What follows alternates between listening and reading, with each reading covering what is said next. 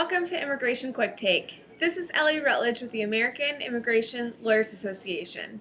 In the past 2 decades, federal immigration detention has grown dramatically with over 400,000 people locked up each year, about 5 times the number detained 20 years ago.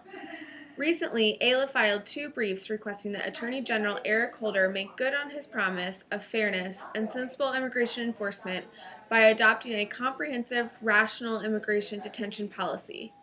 Joining us today is Stephen Manning, immigration attorney and a leader on this issue for AILA's Amicus Committee, to discuss the issue of prolonged detention.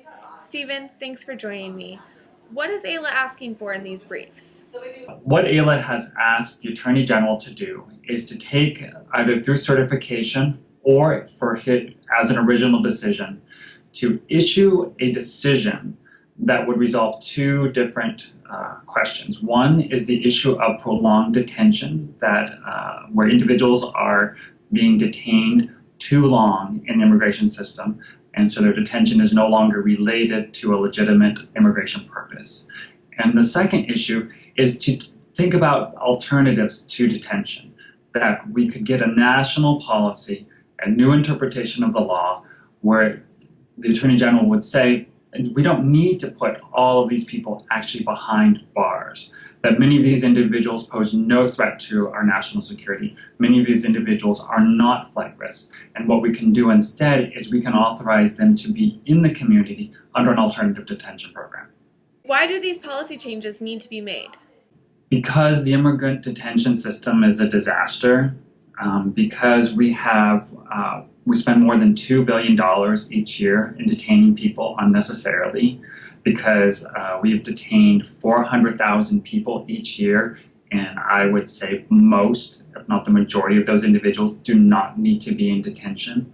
We do not need to be detaining asylum seekers. We do not need to be detaining long-term permanent residents. We do not need to be detaining individuals who pose no flight risk or individuals who pose no threat to our national security, because that's not what the immigration system is about. The immigration system is designed to determine civil status, and what the immigrant detention system has become a punishment system. And if the Attorney General to adopt these 2 policies, then the detention system comes back in line with our core American values and also comes back in line with the purpose of detention under the statute. Thanks, Stephen. What are some alternatives to detention? That is a great question, Ellie. There are so many alternatives to putting someone behind bars with a guard in a detention center. We have electronic monitoring options, we have curfew options, we have telephonic reporting options, and it doesn't even have to be high tech, right? So the Immigration Service has operated for many years without all this technology.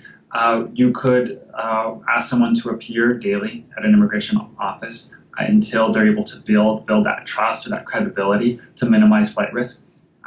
You can issue orders, conditions of custody, limiting the location someone can visit or go to.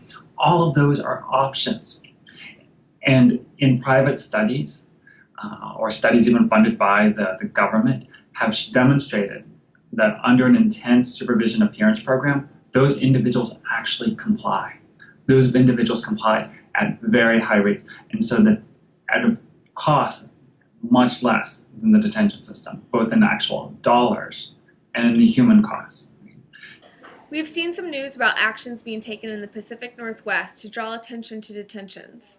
What resources are out there for AILA members and the public to learn more about these issues and potentially get involved?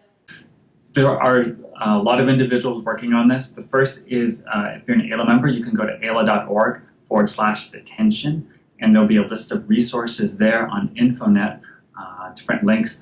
There is our allies, partner organizations such as the Detention Watch Network, the ACLU, the Immigrant Rights Project, and the ACLU of Southern California, who are doing a lot of the detention challenges, including the Rodriguez case. And then there are organizations all across the country working on this. And by going to that aila.org/detention, there is a collection of resources there. There's one other resource that individuals who are contemplating detention litigation may want to reach out to the AILA Amicus Committee, and they can reach out to the AILA Amicus Committee at amicus@aila.org. Thank you, Stephen, for joining us. For the rest of you, please stay tuned for more updates from the American Immigration Lawyers Association.